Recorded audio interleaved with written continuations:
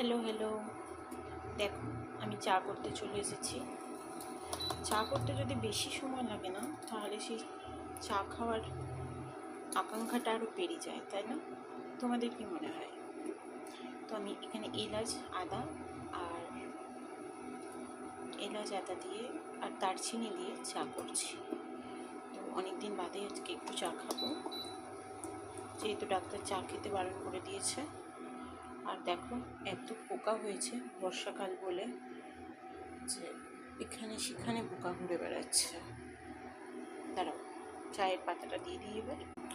এখানে আমার চা প্রায় রেডি হয়ে গেছে। এবার চা দিয়ে আমি নিজেও চা খাবো, তারপরে তোমাদের সাথে দেখা হচ্ছে। এখন এসে গেছি রান্নাঘরে ডিনার বানানোর জন্য। তোমার এখানে ডাল সিদ্ধ হয়েই আছে, ডিনারটা প্রিপেয়ার করো। আমি এখানে একটু জিরে আর একটা শুকনো লঙ্কা আর একটা কাঁচা লঙ্কা দুটোকেই ফাটিয়ে নিয়েছি, যেহেতু খুব গরম তেলে ফাটে। ফোড়নে দিয়ে ডালটা করব। এখানে দিয়ে দেবো ডালের মধ্যে আলুগুলো একটু ভেজে এখানে ছোলার ডালটা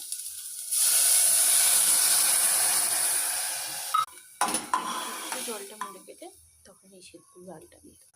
এখানে মশলার মধ্যে যাবে হচ্ছে নুন, হলুদ, একটু হিং, যেহেতু নিরামিষ তরকারি, আর লঙ্কা গুঁড়ো। এবার দিয়ে দিয়েছি সেদ্ধ ডালগুলো, সেদ্ধ ডাল এর মধ্যে দিয়ে দিয়েছি। এখন আমরা কিছুক্ষণের জন্য চলে এসেছি বাইরে ঘুরতে, যেহেতু আজ শনিবার।